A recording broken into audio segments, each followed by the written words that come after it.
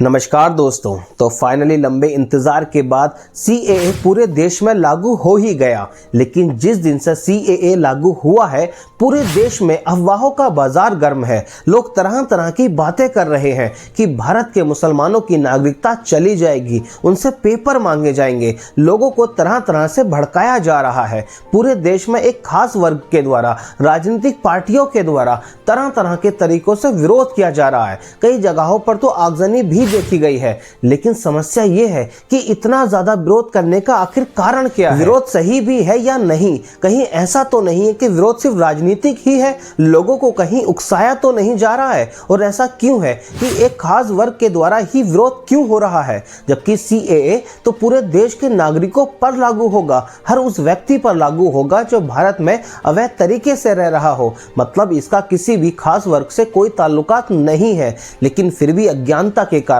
ज्ञान की कमी के कारण इसका विरोध जमकर हो रहा है। तो आइए जानते हैं इस वीडियो में कि आखिर ये है क्या।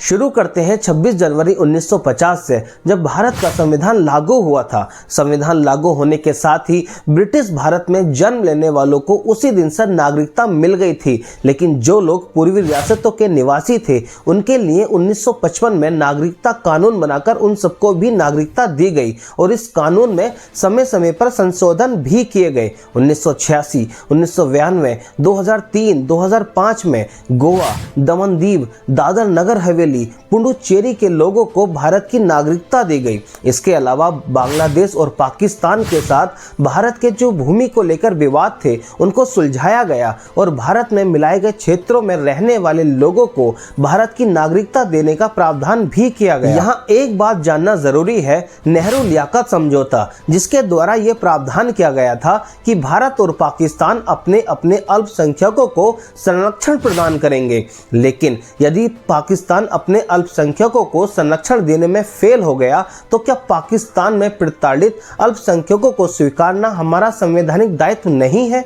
यहाँ एक बात बताइए, पाकिस्तान, अफगानिस्तान, बांग्लादेश में ऐसे लोग जिन्हें उनके मजहब के कारण, उनके धर्म के कारण प्रताड़ित करके वहां से भगा दिया गया है, उनका घर बार सब कुछ छूट चुका है, उन्हें अपना जीवन यापन करने के लाले पड़े हुए हैं, तो क्या उन्हें इतना भी अधिकार नहीं है कि वे सामान्य जीवन यापन कर सकें? क्या उन्हें जीवन जीने का अधिकार नहीं? पाकिस्तान, अफगानिस्तान और बांग्लादेश हिंदू और सिखों से करीब करीब पूरी तरह से खाली हो चुके हैं और ये इन देशों में बुरी तरह से उत्पीड़न के शिकार भी हैं। वो अपना अस्तित्व बचाने की हारी हुई लड़ाई लड़ रहे हैं। उनके सामने जान गंवाने, पलायन करने या फिर ना चाहते हुए भी इस्लाम स्वीकार करने के अलावा कोई और उपाय नहीं है। पाकिस्तान, अफगानिस्तान, बांग्लादेश से धर्म के आधार पर निकाले गए ये वो लोग हैं जिन्होंने अलग देश की मांग नहीं की थी, जिन्होंने अखंड भारत के टुकड़े नहीं मांगे थे। देश का बंटवारे से पहले, देश के विभाजन से पहले ये भारत के नागरिक थे, ये भारत के लिए अपनी जान देते थे। इन तीनों देशों के अल्पसंख्यकों ने जिस आस्था को, जिस धर्म को अपनी जान से ज्यादा माना, उसी के कारण इन्हें अपनी अपमान भरी जिंदगी जीने पर मजबूर होना पड़ रहा। 70 साल पहले वे इसी देश के नागरिक थे, तो स्वाभाविक है कि वे अपनी मातृभूमि भारत में ही तो शरण चाहेंगे, भारत से ही तो आशा की किरण रखेंगे, भारत से ही तो सहायता की उम्मीद रखेंगे। तो इन सब का समाधान इतने सालों बाद अब अगर हो रहा है तो इतना हल्ला क्यों?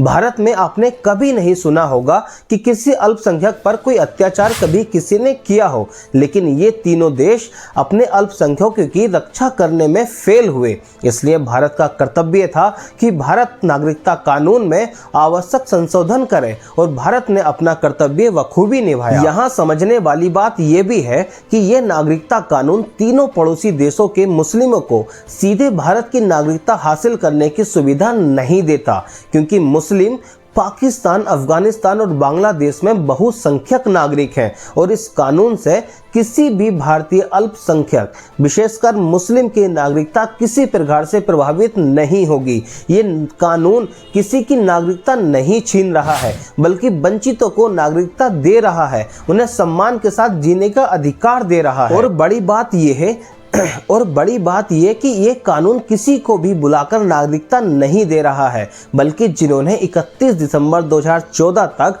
भारत में प्रवेश कर लिया है वे ही भारतीय नागरिकता के लिए आवेदन कर सकेंगे। और एक बात और, पाकिस्तान, अफगानिस्तान, बांग्लादेश के मुसलमान भी भारतीय नागरिकता के लिए आवेदन कर सकते हैं। ये कानून सभी विदेशी व्यक्तियों पर लागू होगा, लेकिन नियमों के अनुरूप ही नागरिकता प्रदान की जाएगी। भारत के गृह मंत्री माननीय अमित शाह खुद इस बात को कह रहे हैं कि सीएए किसी की नागरिकता नहीं छीनेगा, बल्कि जो धार्मिक प्रताड़ना के कारण इस देश में आए हैं उनको नागरिकता देने का प्रावधान है। तो दोस्तों, ये आपको वीडियो कैसी लगी कमेंट सेक्शन में जरूर बताइएगा।